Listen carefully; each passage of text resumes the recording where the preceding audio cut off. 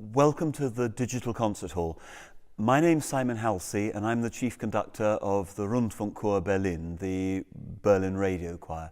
And it's the choir that's singing in tonight's concert, both in Brett Dean's wonderful new piece that we have commissioned ourselves and in Tippett's oratorio, A Child of Our Time.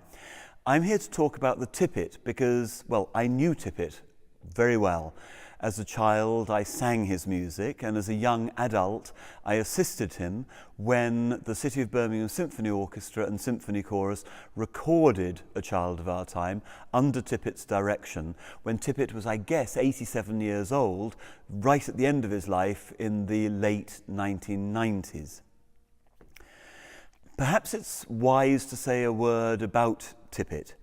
When I was growing up in the 70s and the 80s, Benjamin Britten and Michael Tippett were the two great columns, the two great things that held up British music. They were equally important and they were spoken about in the same breath, Tippett and Britten.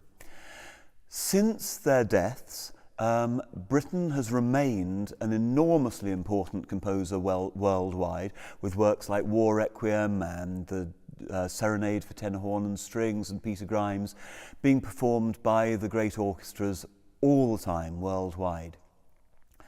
Sir Michael Tippett, since his death, has perhaps had a bit of a reverse in fortunes.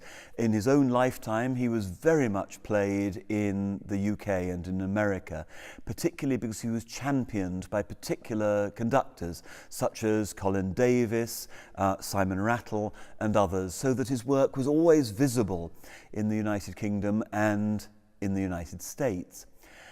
Since Tippett's death, only certain works have remained in the catalogue. Funnily enough, his choral music is still sung by university choirs and amateur choirs all over the world, and his song cycles remain very popular with English-speaking singers. I suppose it's this piece, A Child of Our Time, that has remained the piece that is performed most often. But curiously, although it's performed every day in the English-speaking world, it's really not done very much outside the English-speaking world. And I should qualify that still further to say the United Kingdom still sees this as one of the most important oratorios, up there with Messiah, what we call Elijah, the Creation, the War Requiem, A Child of Our Time. It's one of the real greats. And yet, it'll be the first time that the Berlin Philharmonic ever played the piece, and only the second time in living memory that the Berlin Radio Choir sang it. So why does it not transfer out of the United Kingdom? Well, I suppose it's firstly because it's in English. The second thing is, for choirs, it's quite difficult. The third thing is that you need conductors and managements that want to risk putting it on, because if you don't know the name Sir Michael Tippett particularly well, you may finish up with an empty hall. It's one of those things. You can do War Requiem by Benjamin Britten because everyone knows it, and so it will sell out. Beyond that, there isn't any excuse at all. I would like to say this is one of the world's greatest pieces of music. I suppose one of the troubles with it is that the text is by Tippett himself and is a little bit strange in places. But Wagner's texts are pretty bizarre in places. Handel's texts aren't very good sometimes. Think of all the texts that are set by so many leader composers. So I don't really see the text as being a big stumbling block. And these days, of course, nobody has any problems pronouncing English, singing in English, or really understanding it. Though at the performance tonight, there will be super titles in German, so that everyone can understand every word of it. That's really important, I think, because oratorio, whether it's Messiah or War Requiem or Elijah or A Child of Our Time, is telling a very clear story. And this story is set in the Second World War about actual events during the Second World War and written during the Second World War. And that's an interesting thing. There's very little music written during wartime about war. Pieces about war are usually written afterwards. So, for example, Vaughan Williams' Fourth Symphony, which is the great cry against war, is written after the war. Now, What is it about this piece that you'll recognise? Well, first of all, it has a lot of roots deep in musical history. Tippett was very well educated. He had a good all-round education, a good classical education. He was very well educated at the Royal College of Music, just a couple of years older than Benjamin Britten, but very well taught. He, like Holst, Vaughan Williams, Britten, all our composers today, were rooted in amateur music as well as in professional music. So Tippett was constantly conducting amateur choirs, amateur orchestras, looking for interesting programming.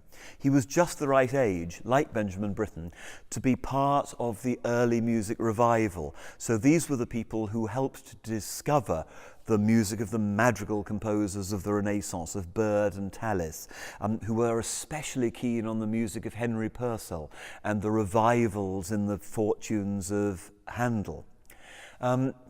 And you can see that throughout the piece. So let me give you a few examples. Handel's Messiah is in 3 parts, 3 sections. So is this. Bach's St. Matthew Passion bases itself around chorales, the hymn tunes of its day. This piece bases itself around spirituals, what Tippett reckoned were the hymns, the people's music of his day in the 1940s. There are recitatives, there are arias, there are choruses, there are fugues. There are wonderful movements where just the woodwind instruments play and interplay among themselves. And this is very reminiscent of some things that Stravinsky was doing around the same time. Stravinsky's Symphony of Psalms, the second movement, opens with all the woodwind in a fugue, and there are 2 examples in Tippett's music, and they sound to me quite similar. Then there are these rather extraordinary recitatives that are played on the strings but sound like they're being played on the piano. So just as you might expect in a Stravinsky piece, in the Rake's Progress, they're played on the piano and you'll get some sort of chord going down. So in Tippett he does that, but it's spread up through all the string instruments. And of course, remember, in a recitative by Handel or by Bach, the cello is always present. So the cellos are always present underneath the singers, providing the basis of the harmony. There are 4 soloists, just as you would expect. But unlike many oratorios, the 4 soloists are characters in this piece: aunts, wives, mothers, and so on. Then there's this extraordinary musical mixture. There is, for example, the influence of Bach in 2 things. The St. Matthew Passion begins like this.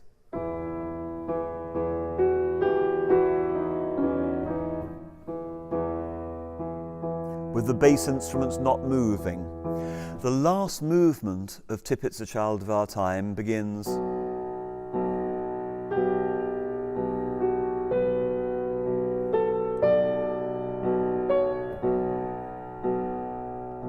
with an immovable bass. It also has timpani playing all the time, which is exactly what happens in Brahms's Requiem's great fugue. Da da da da da da ya da da da da da da, where the bass instruments are playing a D all the time. The last movement of Tippett also has a phrase that goes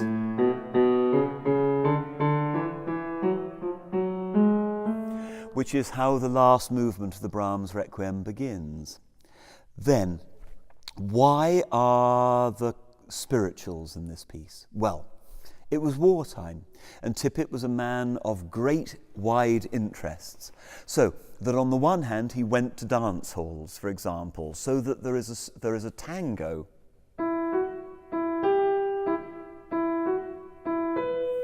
And some of the players said to me, where on earth did that come from? And I said, well, it was the 1940s. You got all your information by listening to the radio. And I guess he simply heard a program about tango one day, and in it went to the piece. Now, the spirituals he heard in broadcasts from the United States. And there are so many parallels here because Britain, for example, was living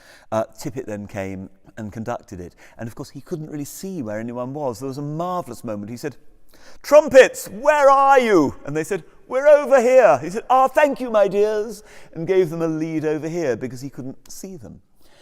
But the recording is an extraordinarily heartfelt recording, and I would really, really beg you to listen to it. The last will and testament of a great conductor, great composer, great musician, conducting, I suppose, what is his greatest piece. So, when you come to this piece, come to it with your ears and your eyes open. There won't be many opportunities to hear this piece, unfortunately. It's an extraordinary amalgam of musical history.